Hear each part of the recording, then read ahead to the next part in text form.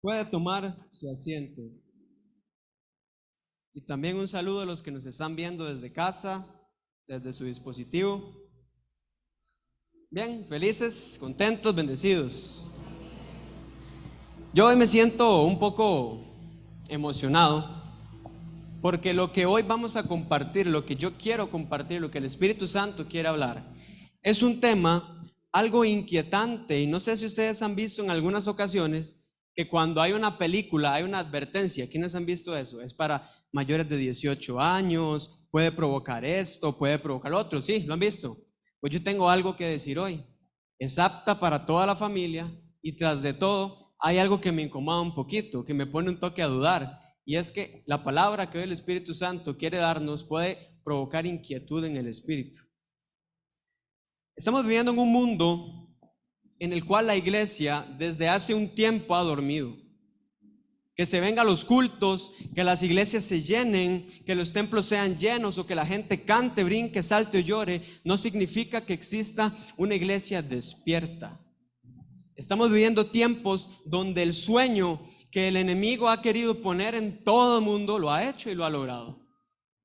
Hoy estamos viendo jóvenes descarriados, templos vacíos, personas que se enfrían de la noche a la mañana, y estamos viendo cómo el mundo que Jesús había pronosticado lleno de tinieblas está invadiendo, y algo que me preocupa es que está entrando en la iglesia.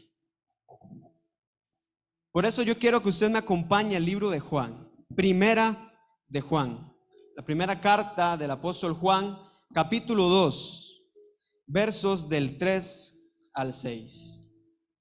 ¿Me puede decir ahí amén cuando lo tiene para leerlo juntos?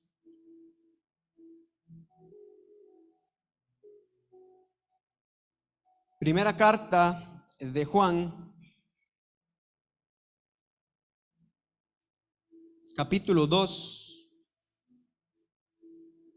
versículos del 3 al 6. ¿Me dicen amén?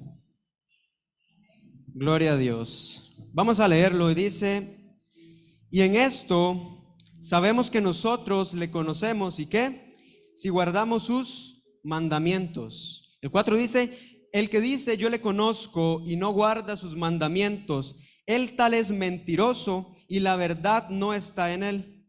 Pero el que guarda su palabra, en esta verdaderamente el amor de Dios se ha perfeccionado. Por esto sabemos que estamos en él. Y el 6 es el versículo más crudo para mí, porque dice: el que dice que permanece en ¿quién? En él, debe de andar como él. Y quiero que leamos el 6 nuevamente juntos. El que dice que permanece en él debe de andar como.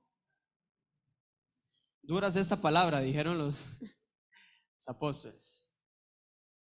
Podemos ver abiertamente cómo estamos viviendo, como les decía al inicio, tiempos tan complicados espiritualmente que las personas hoy han enfriado. Hace años se había pronosticado que en estos últimos tiempos, por haberse multiplicado la maldad, el amor de muchos, repítala conmigo, por haberse multiplicado la maldad, el amor de muchos, ¿se ha enfriado o no? Sí. Sí. Sí, no es una mentira. El amor de muchos ya se ha enfriado. Y cuando la palabra se refiere al amor, no solamente estamos hablando de ese amor que usted puede tener con su esposa, con su esposo, con su familia o con sus amigos, sino para mí lo más importante, que es el amor en Cristo Jesús. Ese amor hace mucho tiempo se ha apagado. Ese amor hace mucho tiempo se ha perdido. Y por eso esta palabra la hemos titulado Lo que Cristo quiere de su iglesia.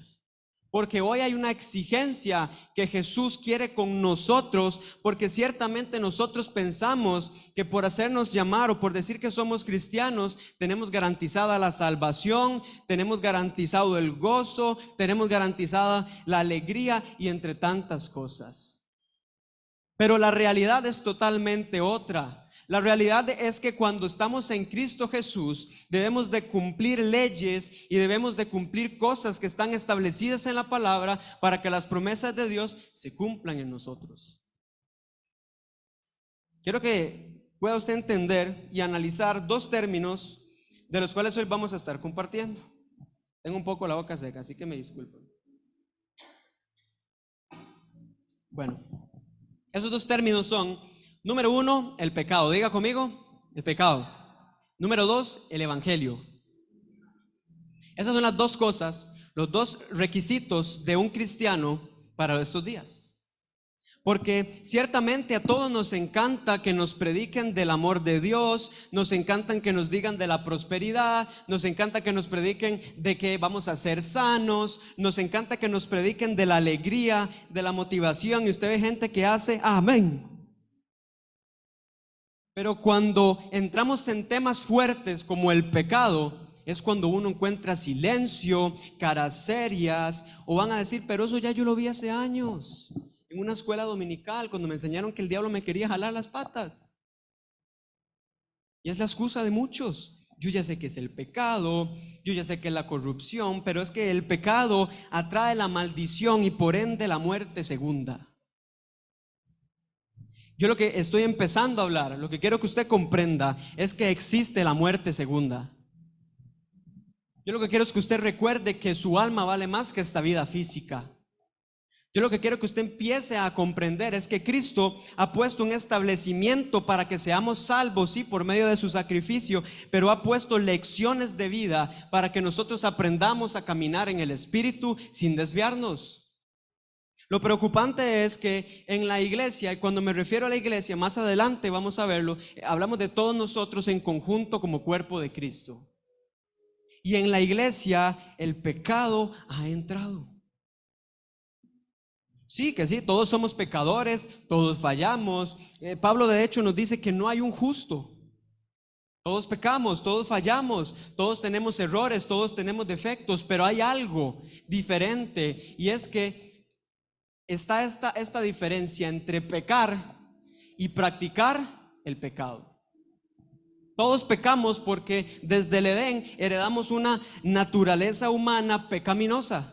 Y nuestra humanidad es caer en el pecado, por ende necesitamos del Espíritu Santo para no hacerlo. Pero hoy hay una cosa que debemos de poner nuestra mente en ello, y es que la iglesia no peca por su naturaleza, sino que hoy se ve que la iglesia peca porque practican el pecado, sabiendo que está mal, sabiendo que estamos yendo en contra de la ley de Dios, sabiendo que estamos corrompiendo los mandatos del Señor, estamos en contra de su voluntad, pero aún así lo hacemos. Y aquí el problema. La palabra nos enseña que hay de aquel que conozca y aún así vaya en contra de la palabra. Si hay algo que a nosotros como cristianos, imitadores y seguidores de Cristo, nos tiene que irritar el interior y nos tiene que doler, es que la iglesia está cayendo en las garras del mundo, que la iglesia está cayendo en las tinieblas y se están abriendo puertas para que las tinieblas, la bruma densa del mundo que está por ahí andante, entre y domine nuestro interior como iglesia, tanto grupal como individual y personalmente. Hoy la iglesia está siendo atacada por el pecado, pero hay mucha gente que dice, pero no es cierto que si me congrego yo no peco. Me decía a mí una vez una muchacha. Pero ciertamente hay una gran verdad sobre todas estas cosas. Y es que Dios, tras de que es un gran caballero, con su libre albedrío lo respeta y espera ver cuál es tu decisión, porque Dios lo que hace es que te habla, Dios lo que hace es que te trata de transformar cuando aceptes su palabra. Dios siempre toca la puerta para que tú le abras, pero la decisión es tuya y es mía, es nuestra. La decisión no es únicamente de Dios. No es que Dios dice, bueno, vas a recibir al Espíritu Santo, sino te abro la cabeza y meto el Espíritu Santo ahí. No, Dios no trabaja así. Dios nos presenta a la promesa más grande del Nuevo Testamento, que es el Espíritu Santo. Nos lo ha heredado y es algo valioso porque ese Espíritu antes estuvo en Jesús y Jesús lo ha dejado. Por eso Jesús dijo a sus discípulos que me es necesario irme. Era una necesidad para el hombre, para el ser humano, para la mujer, para el joven y sin excepción de edades, que el Espíritu Santo como promesa se cumpliera y viniera a nuestra vida. Ese es el cumplimiento más bonito y más precioso del Nuevo Testamento. Hoy tenemos al Espíritu Santo, pero hay una gran diferencia y se lo he dicho a los jóvenes.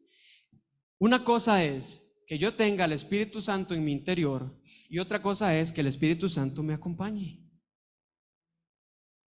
No es lo mismo que el Espíritu Santo viva dentro de mi corazón porque yo le he aceptado a Jesús como Señor y Salvador y hago su voluntad, por más difícil que sea la vida y por más grande que el pecado quiera venir a nuestra vida también. Pero hay algo, y es que muchos cristianos, mucha parte de la iglesia ha tomado al Espíritu Santo y lo ha apartado de su vida y dicen y se llenan su boca diciendo: el Espíritu Santo está conmigo, pero están enojados con su vecino hace 8 años. Dicen que tengo al Espíritu Santo en mi interior y venimos a la iglesia a burlarnos del que predica, a burlarnos del que preside, a señalar al hermano, a ver cómo viste y a buscarle características de los defectos. Cuando nosotros tenemos al Espíritu Santo, somos de acuerdo a Jesús. La palabra cristiano se origina en el Nuevo Testamento hace mucho tiempo atrás, cuando aquellos seguidores de Cristo Jesús, después de su ascensión a los cielos, se hacen públicos a predicar el evangelio. De ahí viene el término en un griego del cristianismo. Y si estudiamos esa palabra a la profundidad, quiere decir imitadores y seguidores de Cristo. No dice solo seguidores. ¿Qué somos con Jesús? ¿Somos seguidores de Jesús o somos imitadores? La iglesia sigue a Jesús porque le busca, porque se alimenta de la palabra, pero no toda la iglesia imita a Jesús. Y eso es lo difícil. Y para mucha gente es descabellado, es algo loco lo que el versículo dice, que el que dice que permanece en él debe de andar como él anduvo. Y es cuando vienen en la mente los pensamientos y dice: pero ¿cómo voy a andar como Jesús? Si él fue perfecto, si él fue recto y aparte él fue Dios. ¿Cuántos han escuchado eso? Porque yo sí, y por todos lados. Pero la gente, si leyera las escrituras, se darían cuenta que la vida de Jesús fue más difícil que todas estas vidas juntas, que todas nuestras vidas unidas en una sola. La vida de Jesús fue mucho más difícil que la nuestra. ¿Qué necesidad había de que el creador de todas las cosas se diera a sí mismo, diera a su hijo para venir a corregir lo que el pecado venía acarreando? Vino, murió por ti, murió por mí, sí, pero ¿cuántos conocemos más allá de la muerte de Jesús? ¿Cuántos conocemos su sufrimiento? ¿Cuántos conocemos aquella noche amarga en Getsemaní al detalle? ¿Cuántos conocemos los milagros que hizo Jesús con esas acciones felices hacia los que estaban enfermos? ¿Cuántos conocemos lo que Jesús predicó todo en orden y lo que Él dijo? ¿Cuántos conocemos a Jesús por intención propia?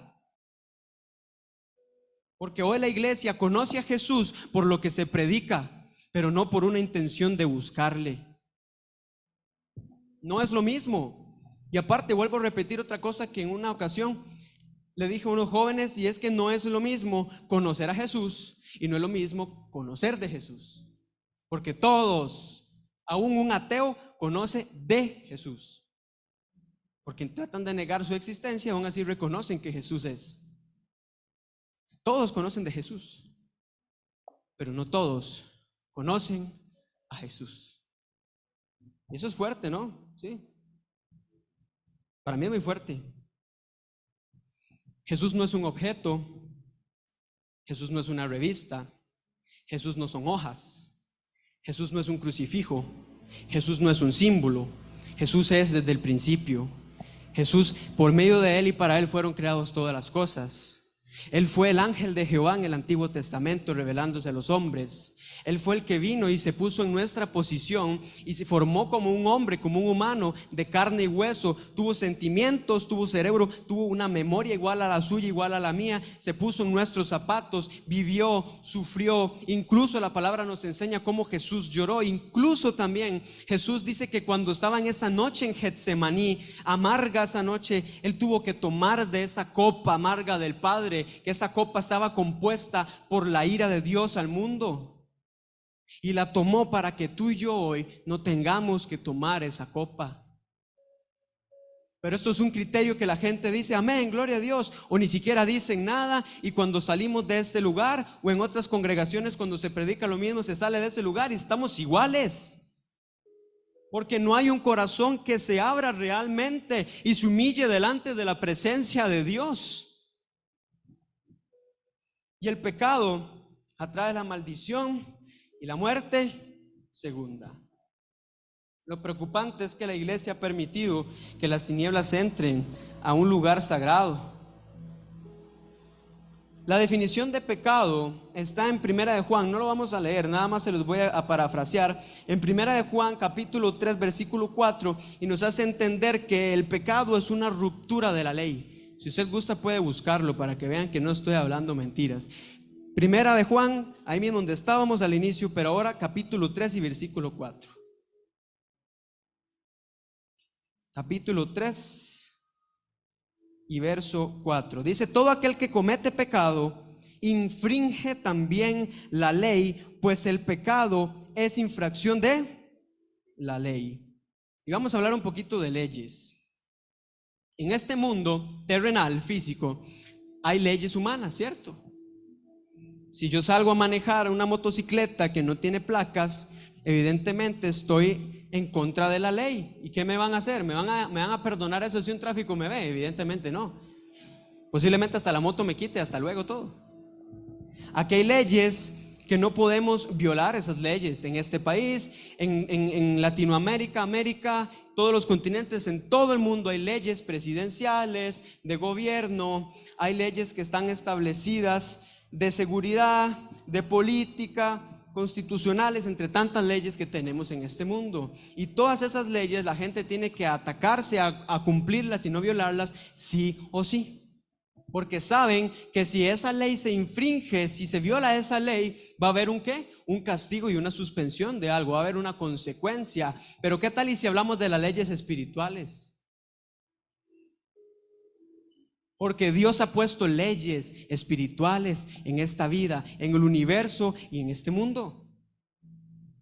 La gente dice, pero es que para ir al cielo tengo que ser perfecto. Para ir al cielo no tengo que tomar, no tengo que bailar, no tengo que reír muchas cosas, tengo que congregarme, esto. Es muy difícil. Es difícil, sí, pero en nuestra humanidad, pero con el Espíritu Santo, estoy 100% seguro que la resistencia al pecado va a venir a abrazarnos y vamos a salir avantes ante la tentación que venga. Jesús enseñó muy claro a sus discípulos que debemos de velar, debemos de orar para no caer en la tentación, porque en el momento que nosotros como humanos caemos en la tentación, vamos directo al pecado. Y no estoy hablando solamente de pecados o tentaciones fuera de nosotros como iglesia, sino acá mismo. Hay leyes que Dios estableció para el universo y para la tierra, pero hay excusas de la gente, hay quejidos de la gente, hay justificaciones de la gente y hay rebeliones contra Dios, que es lo peor de todo. Pero Dios nos ha dejado armas para combatir al pecado. Dios es un Dios justo y Él no dejó en sus escrituras prohibiciones sin soluciones. Al contrario, Dios escribió mandamientos, Dios escribió leyes, Dios escribió estatutos que debemos de cumplir, pero sabemos que aunque va a ser difícil, Él también escribió cómo combatir al pecado. Porque Dios no es un Dios injusto como muchos piensan. Muchos se han llenado su cabeza de vivir el cristianismo a su manera. Yo creo en Dios a mi manera, pero Dios no quiere eso. Dios quiere que vivamos conforme a su palabra. Dios quiere que seamos justos y seamos rectos. Y lo siento, sé que suena difícil y confrontante y que podemos pensar, ahí después me las arreglo con Dios. Pero hay un gran problema. Las leyes de Dios son las leyes de Dios y no podemos ir en contra de ellas. Duela quien duela. Cuando hay un juego de mesa, hay reglas. Se dice cuando se tiran los dados, por poner un ejemplo, cuántas casillas hay que avanzar, o en este juego el uno, que yo soy malísimo de por sí, le meten uno cartas. Usted tiene que aprenderse las leyes de ese juego para saber avanzar y tratar de ganar. ¿Qué pasa si creamos nuestras propias reglas con un juego de mesa? Evidentemente no va a tener gracia, no vamos a ganar y estamos infringiendo una ley. La vida fue creada por Dios. La compartió con nosotros y nos puso en esta tierra por un propósito, y no podemos ir en contra de las leyes de la vida que Dios ha puesto. Dios ha establecido límites que el hombre ha ido más allá. Dios ha establecido prohibiciones que el hombre ha violado esa prohibición. Dios ha establecido cosas que hoy la iglesia ha sobrepasado los límites hasta más allá. El problema no es Dios. El problema somos nosotros. El problema no son las leyes difíciles de Dios. El problema es que la iglesia no tiene al Espíritu Santo en su interior. Y cuando me refiero a iglesia, como les digo, no estamos hablando de este lugar. Estamos hablando de todos nosotros como conjunto, junto a las demás personas que somos cristianos. Y la iglesia le ha abierto las puertas al mundo. La palabra nos enseña que sin santidad nadie verá al Señor. Y el término santidad se ha visto manipulado por gente, o la gente se rebela en contra del término santidad y dicen: pero ¿cómo voy a ser santo si santo solo Dios?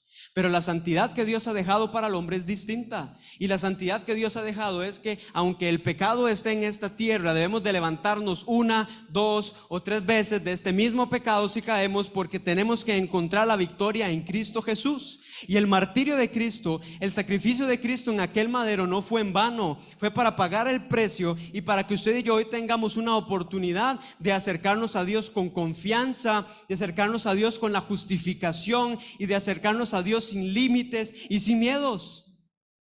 La iglesia está lista para tener una comunicación con Dios. Usted y yo estamos listos para hablar con el Padre sin interrupciones. Usted y yo estamos listos para hablar con Jesús, para sentirnos justificados y no sentirnos esclavos de la amargura, del pecado, del dolor. Estamos listos para ser libres, no para ponernos cadenas que no nos corresponden. Nosotros no estamos aptos para el pecado. Hemos sido creados con un propósito, y ahora que Jesús está en nosotros, tenemos la seguridad y tenemos la confianza de acercarnos a Dios y salir avantes ante el pecado, ante la tentación y ante tantas cosas que corrompen las leyes de Dios y la iglesia. Jesús dijo: yo soy el camino, la verdad y la vida. Pero eso no acaba aquí. 3 conceptos.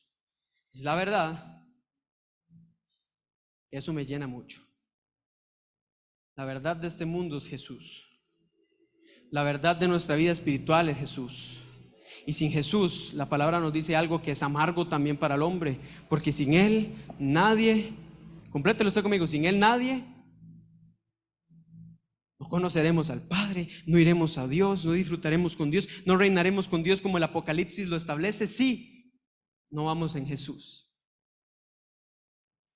Pero hablando de todo el pecado, de todo lo que se está acarreando, hoy la iglesia ha aceptado la envidia, la lujuria, el orgullo, el egocentrismo, que aquel me cae mal y no le hablo, que aquel mire, nada que ver ese chiquillo, yo no sé por qué viene a esta iglesia, es todo pecador, o vienen murmuraciones. La mente de la iglesia viene siendo contaminada por el mundo y está sucia. Hoy la gente piensa que venir a una iglesia es un teatro, o se piensa que venir a una congregación es venir a cualquier lugar para cantar, para esto y escuchar un ratito, para darme un bañito de santificación y de lunes a viernes ser igual. Pero lo que Dios anhela y lo que Dios espera es que por medio de Cristo usted y yo corrijamos nuestras malas formas de vivir y respetemos las leyes, los límites y lo que rige el universo y la vida con respecto a Dios. Queremos ser aceptados por Dios, debemos de ser justos. Aunque la palabra diga que no hay un justo, debemos de luchar por llegar a serlo. Esa es la convicción. No podemos llegar a ser santos en esta tierra porque está llena de pecado, pero podemos todos los días luchar para hacerlo. Necesitamos del Espíritu Santo para que de mañana, de tarde, de noche y madrugada podamos resistir a las tentaciones, podamos resistir a las mentalidades que el enemigo pone en nosotros. No es normal que yo venga a una congregación y quiera estar por encima de los demás. No es normal que yo quiera ser más que el otro o querer competir. En muchas congregaciones a nivel mundial, los predicadores pelean para ver quién lo hace mejor.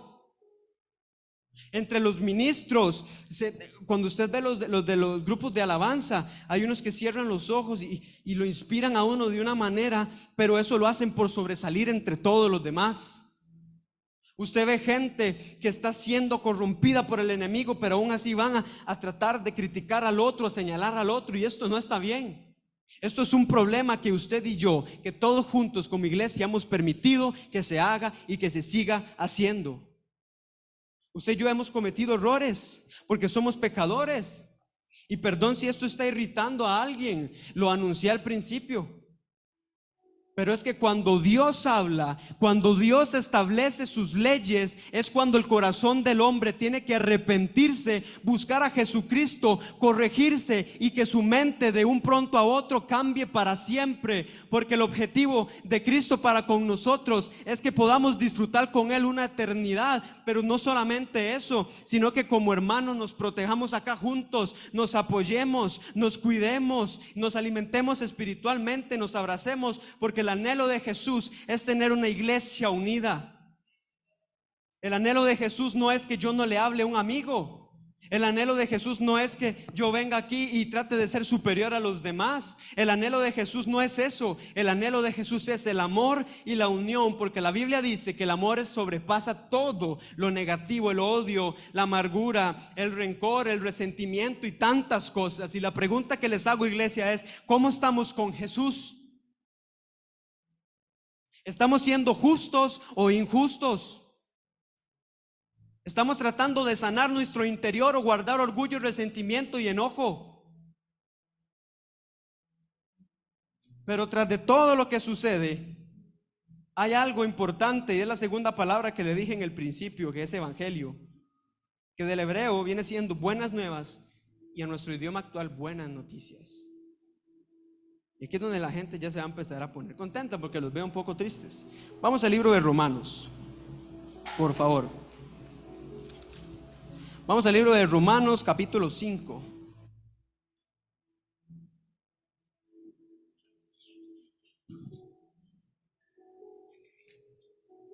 Romanos capítulo 5 y leeremos versículos 12, luego 17, 18 y 19. Me dicen amén cuando lo tienen.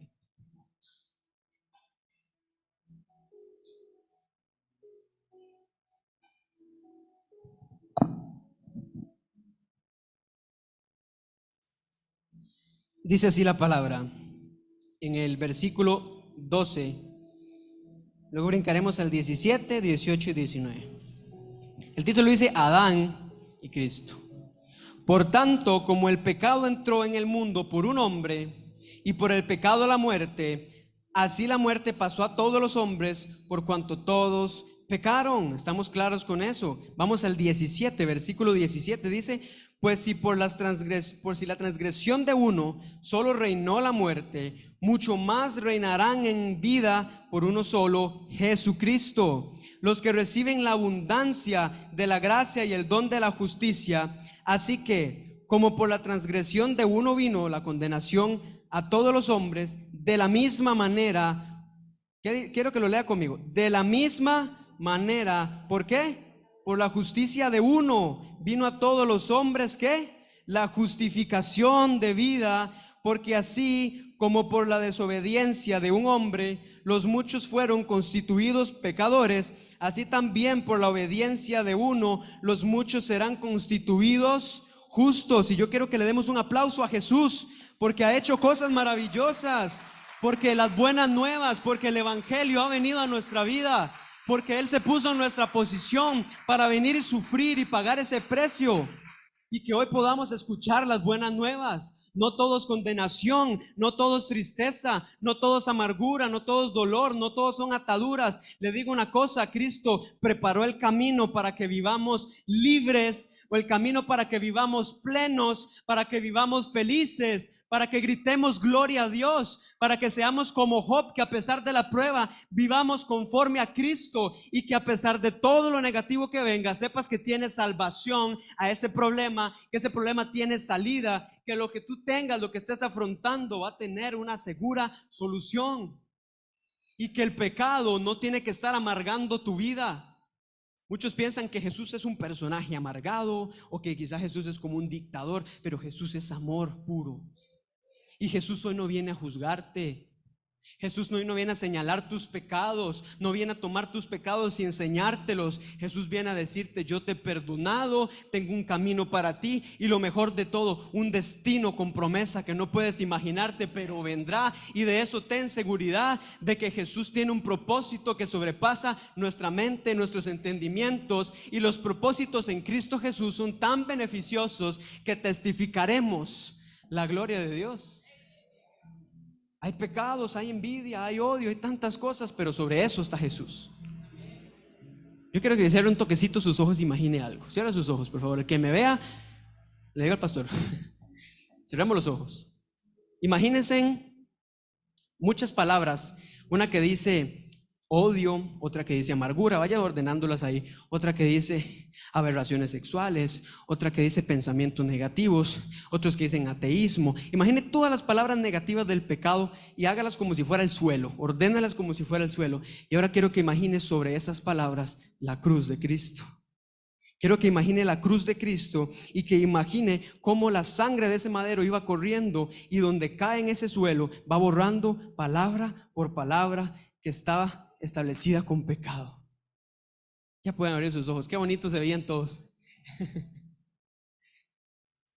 El evangelio, las buenas nuevas de Jesús, las buenas noticias, está encima del pecado, está encima de todo lo negativo, y está para nosotros como iglesia. El pecado tiene historia, lo hemos visto ahorita en este libro de Romanos, que por un hombre entró el pecado, pero por un hombre entró la salvación. El pecado original, ¿cuántos saben qué es el pecado original? Sí, dirigido por Satanás en el Edén, etc. Ustedes lo han leído, ¿cierto? El que no lo haya leído, que se arrepienta. Todos sabemos que en el Edén la humanidad optó por una cadena, una descendencia pecaminosa. Pero sabemos que por medio de Cristo Jesús somos limpios. Antes, en el Antiguo Testamento, si usted ha estudiado, para calmar la ira de Dios había que hacer holocaustos, había que hacer sacrificios. Había que tomar un cordero y llevarlo y asesinar a ese cordero, que la sangre bajara por tus brazos, y hacer esa ofrenda, si es posible quemarlo entre tantas otras ofrendas que se hacían antes, para apaciguar la ira de Dios y para que Dios escuchara a los hombres. Antes la presencia de Dios estaba en el tabernáculo, pero ahora por medio de Cristo Jesús el sacrificio ya fue hecho.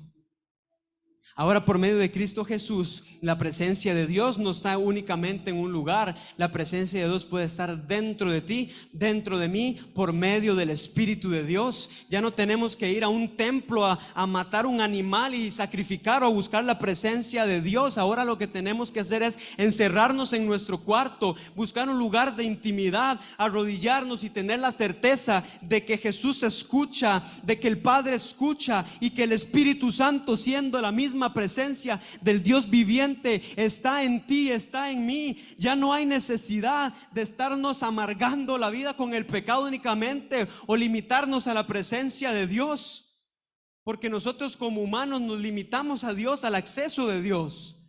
Nosotros pecamos y decimos: Dios me va a señalar y me va a matar. Pero se te olvida, se me olvida, se nos olvida el sacrificio de Jesús, que pagó con su sangre el precio para que tú y yo tengamos identidad de hijos e hijas de Dios. Ya tú no tienes que esconderte debajo de una mesa a mendigar y comer boronas. Ya tienes un espacio en la mesa de Dios. Tienes un espacio para que comas con Jesús, para que te alimentes con Jesús, para que compartas con Jesús. Ya no hay límite alguno. El límite mismo somos nosotros. Jesús sufrió, ya voy terminando.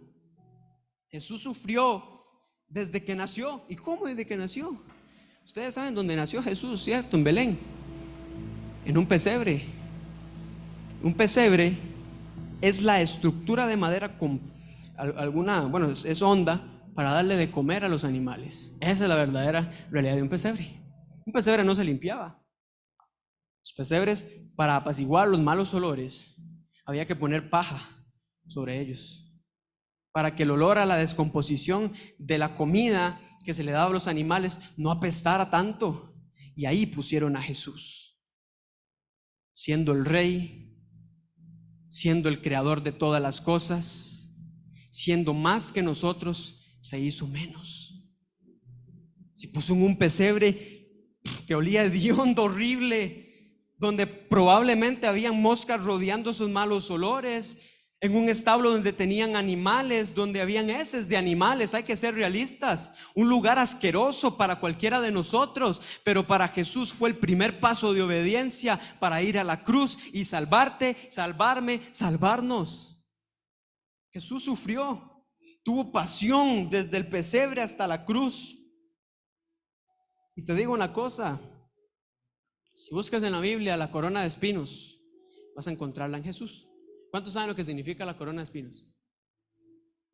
Rápidamente explico. En el Edén, cuando el pecado viene, si usted lee detalladamente los primeros capítulos, cuando Adán y Eva ceden al pecado, cuando eso sucede, dice la Biblia que evidentemente, inmediatamente la genética de todo cambia. Incluso empezaron a brotar cardos y espinas por causa del pecado. Y la Biblia nos enseña que Jesús en el Antiguo Testamento codificado estaba, que cuando viniera a este mundo se iba a poner en nuestra posición, pero aparte iba a llevar todo el pecado, toda la maldición. Y cuando Jesús se pone la corona de espinos, hace el simbolismo de que los cardos, de que aquellos espinos en el Edén, cuando vinieron a causa del pecado y quisieron arruinar la creación perfecta del Señor, Él se la volvió a poner, se puso en su cabeza, no en un brazo, no en una pierna, se puso sobre su cabeza, donde realmente va su verdadera corona de gloria. Y ahí se quitó su corona y se puso la de espinos para darnos a entender que la maldición del mundo, que el pecado que había venido al mundo, hoy tiene solución, hoy tiene tantos beneficios, porque podemos conocer la gloria de Dios. Donde está el pecado, donde abunda el pecado, donde está, hay que saber que la gloria de Dios sobrepasa, que la gloria de Dios está. Cristo no vino a juzgar, vino a rescatar. Cristo no vino a señalar, vino a levantar. Y con esto voy cerrando ya, ahora sí. La iglesia. Tres preguntas que la gente se hace. ¿Qué es la iglesia? ¿Cuál es la religión correcta? ¿Cuál es la iglesia que quiere Dios? Tres preguntas que rondan en la cabeza del creyente, pero hay tres respuestas bíblicas. La iglesia es el cuerpo de Cristo. La religión correcta es únicamente Jesús. Y la iglesia que quiere Dios está en Efesios 5, del 27, 5:27. Y no lo vamos a buscar para no trazarnos, pero se lo voy a parafrasear.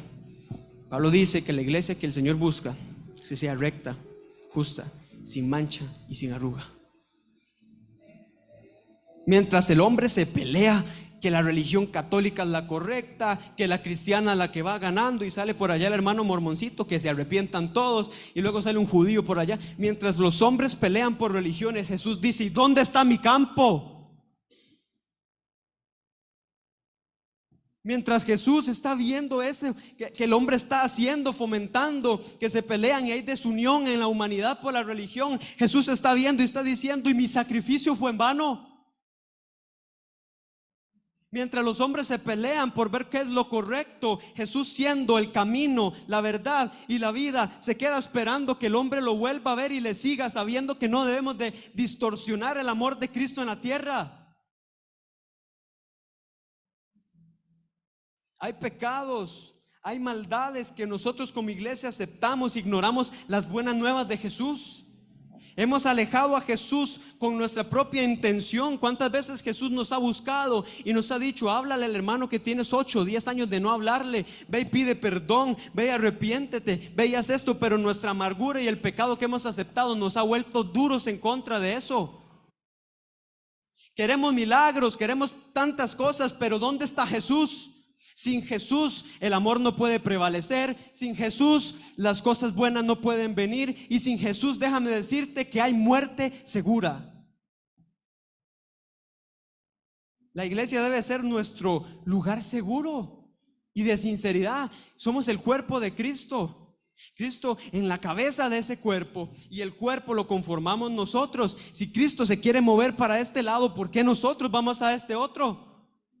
Si Cristo quiere levantar su brazo izquierdo, ¿por qué lo bajamos? Somos el cuerpo de Jesús, Y esto no es una mentira, esto es tan bíblico como en la misma Biblia. Somos el cuerpo del Señor Jesucristo y como iglesia somos una fracción. Quizá nosotros, todos nosotros unidos, somos la uña de Jesús. No sé, un pedacito de iglesia que suma al cuerpo de Cristo. Muchas que están acá en la Juelita también van sumando pedacito por pedacito para formar el cuerpo de Cristo. Y somos hoy un fragmento del cuerpo de Cristo. No nos convirtamos en un lunar. Seamos una piel blanca para embellecer el cuerpo de Jesús. Seamos una iglesia pura para embellecer aún más a Jesús. Abramos nuestro corazón para que el Espíritu Santo nos ayude a ser rectos. Y este lugar es tu y mi lugar de seguridad. Aquí no tiene que existir el no hablarle a este. Aquí no tiene que existir la envidia. Aquí no tiene que existir que, que es que se siente una frialdad, que bueno, yo me meto aquí y me vuelvo granizado. Aquí no tiene que existir esas cosas. Este lugar es el lugar donde todos nosotros como discípulos de Jesús nos reunimos para todos los días que venimos a este lugar recibir del Espíritu Santo. Este lugar no está hecho para odiarnos, está hecho para amarnos. Este lugar no está para rechazarnos, está para extender tu mano y no señalar con tu dedo. Este lugar es el lugar donde tenemos que decirnos te amo como un hermano. Este lugar es el que nosotros tenemos que venir para arrepentirnos de nuestros pecados y ayudar al hermano a que se arrepienta y salga de lo que está en vez de señalarle. Este lugar es el lugar para enseñar que somos el cuerpo del mismo Cristo Jesús y no somos otra cosa más que Jesús en la tierra. Tú y yo somos Jesús aquí. Tú y yo somos la representación del reino. Tú y yo somos Jesús caminando en la tierra. Y esta tierra tiene esperanza por tu vida y por mi vida. Porque mientras los hijos de Dios, mientras los cristianos permanezcan, este mundo tiene esperanza y salvación. Porque la gran comisión no solo fue para los discípulos, fue para tu vida y fue para mi vida. Quiero que puedas entrar en este tema de verdad. Sentar cabeza y saber que hoy la iglesia está sucia, pero tiene solución. Hoy la iglesia está sucia, el cuerpo de Cristo se ha querido ensuciar, pero tiene solución. Y la solución es nuestra intención de entrega al Espíritu de Dios. Usted y yo, todos tenemos dones, tenemos talentos, tenemos tantas cosas, pero necesitamos del Espíritu Santo para que esos talentos brillen. Todo nos es posible, nada nos falta, pero necesitamos a Jesús. La gente se pregunta, ya no hay milagros, ¿qué es lo que está sucediendo? Una de las definiciones de milagro es un acontecimiento sobrenatural. Pero para que eso acontezca debemos de tener fe, y la fe es lo que impulsa ese acontecimiento, y esa fe se ha manchado por el pecado. Le creemos más a un doctor, a un médico, que a Jesús. Muchas veces, ¿qué pasa si yo agarro esta Biblia y la rompo toda? ¿Les duele? Sí. Eso es lo mismo que hacemos con el corazón de Jesús. Juzgamos a Adán, juzgamos a Eva porque pecaron una vez, y nosotros hacemos lo mismo todos los días. Hoy estamos viendo, y ahora sí vean, no les miento, vamos por lo último. Dios habla muchas veces y tenemos igual que controlar el tiempo, pero bueno. Mucha gente dice: no tengo dinero, quiero ser millonario, quiero tener fama. Pero Cristo no vino a morir por eso. Déjeme arruinarle sus pensamientos. Cristo no vino para darte un fajo de $100,000 en efectivo. Porque la gente confunde la prosperidad con el dinero. La prosperidad es esto que estamos todos juntos aquí. Somos prósperos porque los tengo. Ustedes me tienen, yo los tengo. La prosperidad es que aunque la vida esté difícil, nada nos ha faltado. El alimento sigue en nuestra mesa. Porque por más difícil que sean las cosas, ser próspero es que estamos unidos en Cristo Jesús. Ser prósperos es que tenemos un trabajo. Ser prósperos es que tenemos oportunidades. Ser prósperos es algo más bonito, y es que Jesús se revela a nosotros día con día. Jesús no murió en esa cruz con sus brazos ahí, sus muñecas atadas y con un billete en la mano.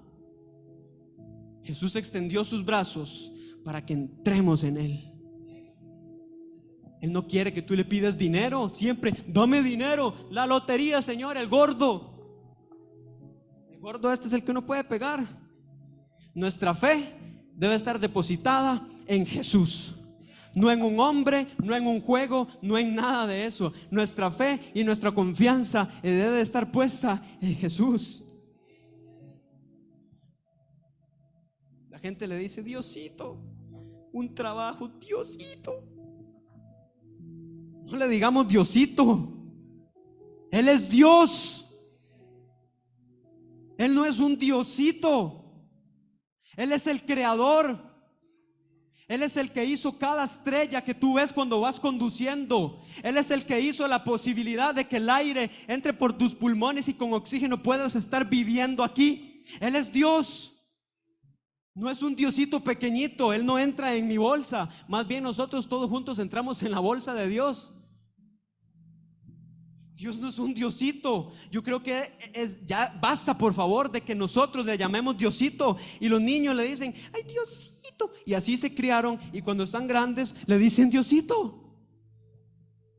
Y nosotros le decimos Diosito porque nuestros padres nos lo enseñaron, y a nuestros padres se los enseñaron nuestros abuelos, y así consecutivamente. Pero es hora de que cortemos con eso. No minimicemos a Dios, sino que hagamos el mundo así, y a Dios lo extendamos hasta lo alto, y digamos: yo no tengo un Diosito, yo tengo al creador del universo en mi vida. Yo tengo al creador de los cielos, de la tierra. Y hay que inspirarnos a decir que los cielos cuentan la gloria de Dios, y el firmamento la obra de sus manos. Porque eso es lo que Dios quiere. Queremos tener tantas cosas, no opaquemos a Dios. Quiero que se ponga en pie, por favor. Todo empezó en el Edén con un casamiento, y terminará con el casamiento de Cristo con la iglesia. A como empezó, terminó la historia de la raza humana. Para que tú y yo nos casemos con Jesús, necesitamos ser limpios. Cristo y la iglesia en una sola unión. Y cierra tus ojos. ¿Qué le vas a ofrecer a Jesús cuando estés frente a frente? ¿Qué le vas a dar a Jesús cuando estés cara a cara con Él? Él no quiere tu profesión. Él no quiere tus millones en el banco. Él no quiere tu fama. Él no quiere tus dones o tus talentos porque Él te los dio. Él no quiere esas cosas. Él lo que quiere es tu corazón.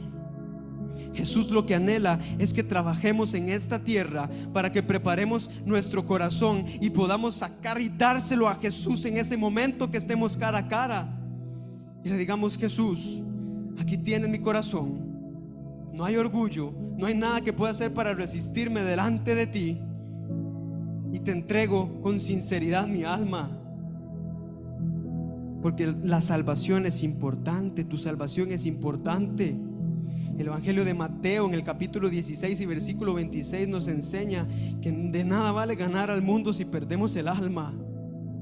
Porque lo que Jesús quiere es tu corazón, es tu alma. Quiere que te limpies, que vengas y te postres delante de Él. Y yo te invito en este momento para que, si quieres arrodillarte, lo hagas, porque estamos juntos y yo lo haré también. Arrodillémonos delante de la presencia de Jesús, porque la palabra enseña que no hay una sola rodilla que no pueda doblegarse delante de su presencia. El libro de Filipenses nos enseña que Dios Padre le dio a su Hijo Jesús un nombre que está sobre todo nombre, para que en el nombre de Jesús toda rodilla de los que están en los cielos, en la tierra y aún debajo de ella, se doblen en rodillas delante de su presencia. Por eso quiero que en este momento le pidas a Jesús que te limpie, que le pidamos a Jesús que nos perdone, que nos ayude a ser rectos, que nos ayude a ser más como Él, que nos ayude a santificarnos día con día, que nos ayude a ser iglesia y no ser el mundo. En esta mañana yo te pido que de todo corazón tú puedas entregárselo a Jesús, porque Él no te pide nada más que tu corazón. Él nos creó y aún así pide algo: es el corazón, que para Él es valioso. Y la palabra enseña que un corazón que se humilla delante de su presencia, un corazón que es sencillo, un corazón que se hace pequeño, nunca será despreciado. Y Jesús hoy quiere sanar tus heridas.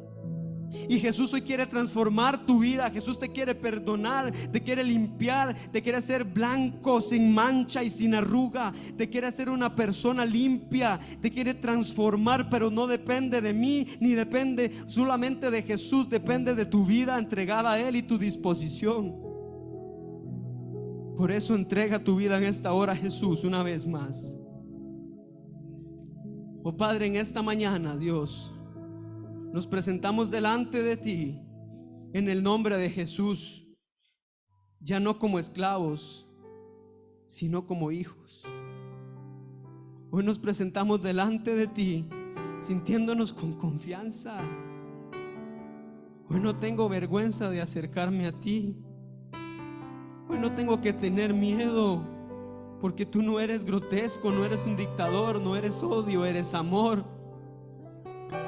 Quiero ser tu iglesia, quiero ser tu cuerpo.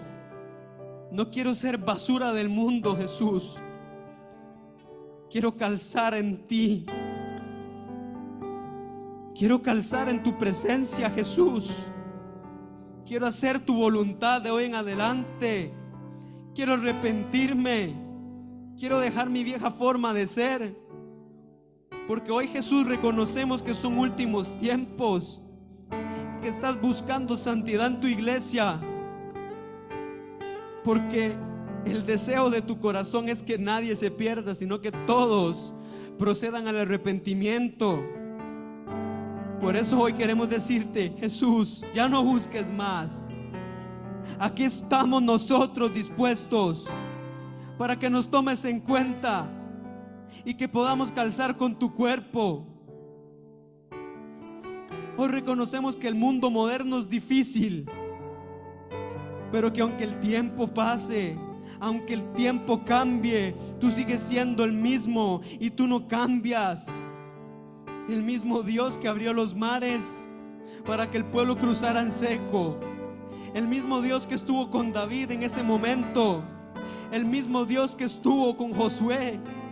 El mismo Dios que estuvo con aquellos 3 hebreos en medio del oso de fuego, de aquel horno. El mismo Dios que estuvo con su pueblo mientras caminaba de Egipto a la tierra prometida.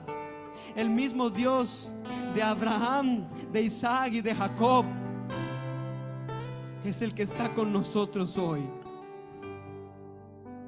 Tú, Jesús, eres el mismo que caminó con sus discípulos. Ese eres tú, Jesús, y tú no cambias. Tú vienes hoy a darnos la mano. Tú no vienes a señalarnos. Has venido a advertir al pecado hoy en esta mañana y te hemos escuchado. Hemos escuchado cómo has dicho, Señor, que el pecado no es agradable ante tus ojos y es necesario botarlo para vivir contigo eternamente. Por eso hoy en esta mañana, en esta humillación delante de tu presencia, Jesús, pedimos que tú seas quien nos acerques una vez más al Padre y que quites nuestra vergüenza y que nos limpies y que nos transformes y nos hagas nuevos siervos, nuevas siervas delante de ti. Porque tú lo que anhelas, Señor, es que tu iglesia empiece desde ya a alistarse, porque pronta es la boda de nosotros como iglesia con Cristo Jesús. Por eso, Señor, en este momento te entregamos nuestra vida una vez más, para que tú seas con libertad el que hagas tu voluntad, Señor. Te damos nuestro corazón. Estamos unidos, Señor, como iglesia, como tú quieres. Gloria a Dios. Yo quiero que donde usted está, vuelva a ver al que tiene a su lado, sea su familia o no, y que con sinceridad le dé un abrazo, por favor. Abraza al que tiene a su lado, abraza al que tiene a su lado y dígale: yo te amo, yo te perdono, porque en Cristo Jesús somos familia. Y quiero que también nosotros todos juntos, para cerrar en esta mañana, al contar de 3 gritemos: te amo, hermano, para que todos sintamos el amor de Cristo. A la cuenta de 1, 2, 3, te amo, hermano, nosotros nos amamos y somos la iglesia de Cristo en la tierra. Un fuerte aplauso a Jesús en esta mañana. Nos amamos, yo les amo, sé que ustedes me aman.